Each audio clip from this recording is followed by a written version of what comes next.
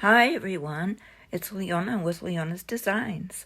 Welcome to another Scripture Pockets 2026, where we create 52 different pockets with 52 different scriptures from a different book of the Bible every week.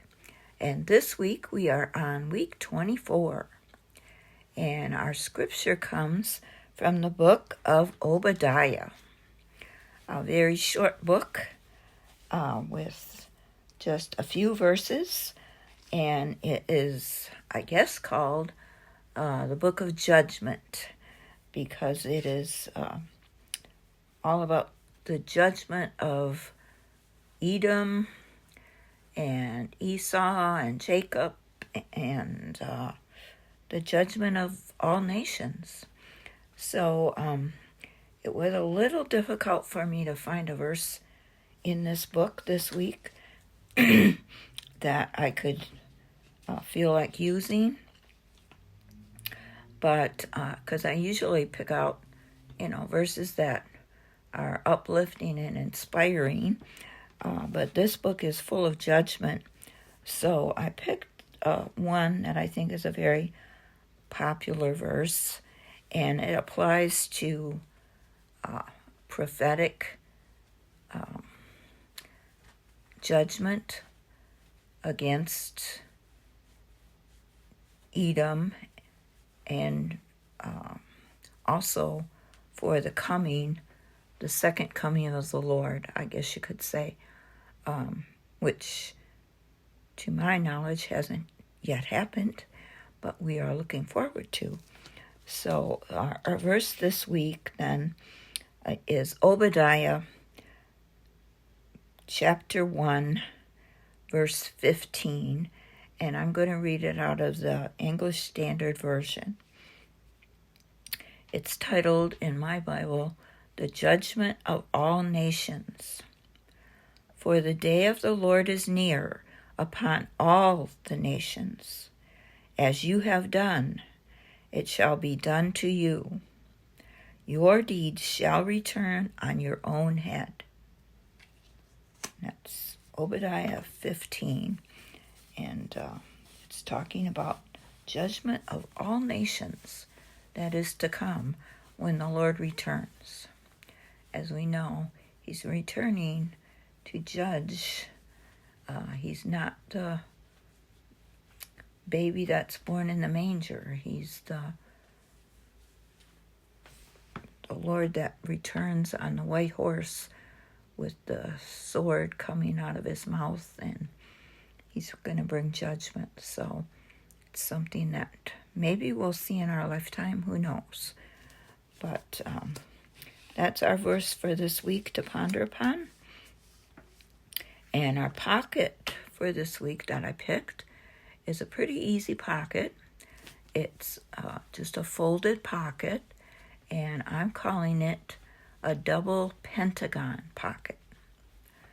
And I know we did a Pentagon pocket before, but this one is a little different, and it's got two places where we can insert scriptures or verses or notes if we want to. So I'll set this aside and I'll show you the prototype I made, and then I'll get to showing you how you can make one. Okay, so I actually made a couple prototypes because I really had to get the folding part down into my head. This was the first one I made. I just printed some pattern paper and folded it, and there's a pocket here and a pocket here.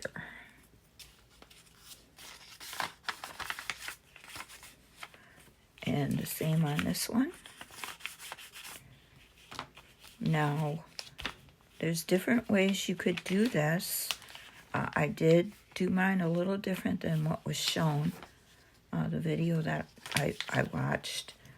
And I'll tell you about that as we go. But I think this way makes a really sturdy pocket here.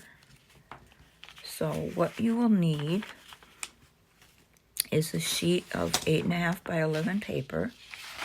You can have it double-sided if you want. Or you can just have it plain, however you want. I printed this one out, kind of with this clock on here and the book to kind of resemble judgment. You know, the time is running short. And I also created a couple of scripture cards in Canva to put into our pockets when we finish.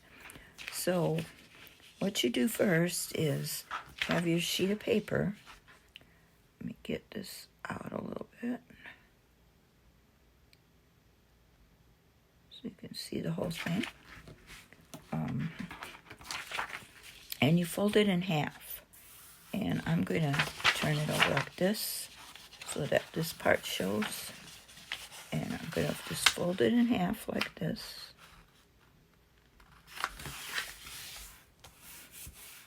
And then you take this part you folded in half, take the part where these two meet.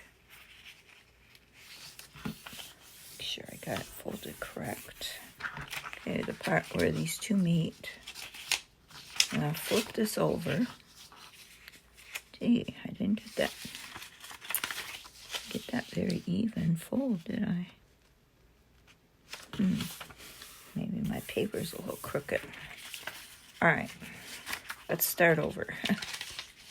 Okay, took this paper, folded in half like this. These are the two open sides. Come on, paper, cooperate. Okay, we're going to flip that over like this. So those two open sides are down here. Folded sides up here. I'm going to take these two open sides and fold them up about a half an inch. Just like that. Burnish it down. Now, the part that I'm doing different from the video I watched is I'm going to glue these two together. In the video I watched, which was an origami video, they did not glue them together.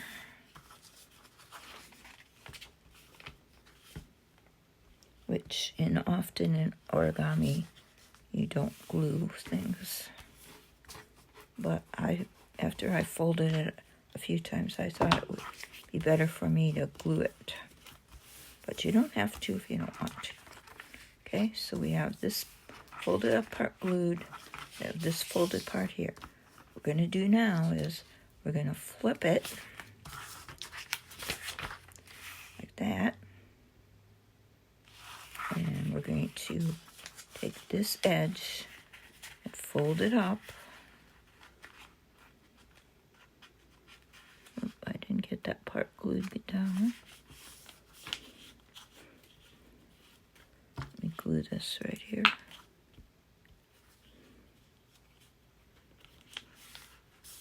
Okay. So we took this bottom part and we folded it up in a triangle. And then what I do is glue it like this. Fold it up again and I glue this part.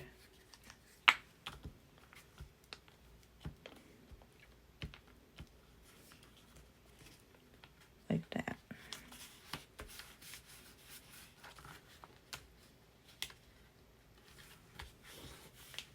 And that makes our pocket right there.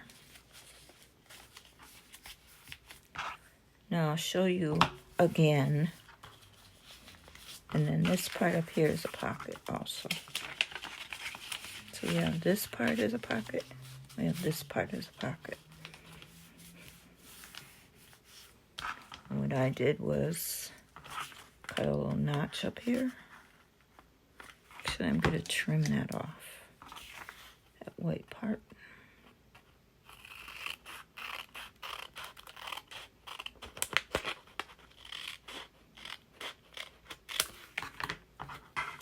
And then I'll put a little notch in.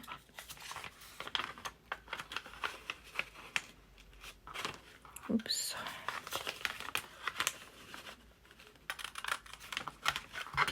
There. And then I'm going to ink that. We have our pocket there and a pocket here. I should have trimmed that little white off there too. Oh well. Before I ink it and put my cards in, I'm going to show you again quickly how you can do it and how maybe there's an alternative way you might want to use. Okay, this is just a piece of scrap paper that I have on hand. And you would take your 8.5 by 11 paper, you would fold it in half like that. You would flip it over and you would fold up the bottom with the two open pieces, not the folded part. Fold up the bottom about 1/2 inch, and you would flip it over again like this,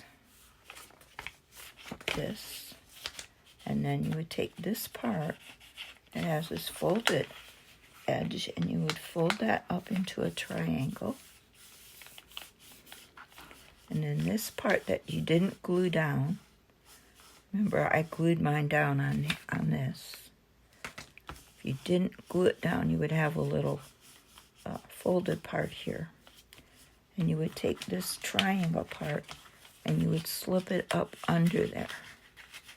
That's the origami way, if you want to fold it that way. And it would just tuck under there. But then you have this part sticking out, which I ended up gluing under. And to me, it looks better this way than this way. Because, excuse me, I couldn't get this folded up quite as much as I wanted to. And then I still ended up gluing this part down. But you still have a pocket there. And then, you know, if you wanted to glue this down now, you could, or you could just leave it. But to me, I thought this way was better. Then, you know, I'll glue this part down and then flip it.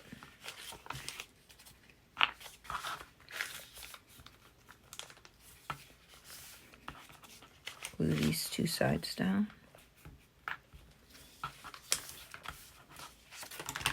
Flip it. Push it up like that. And then push this up all the way into a triangle. And then glue this down.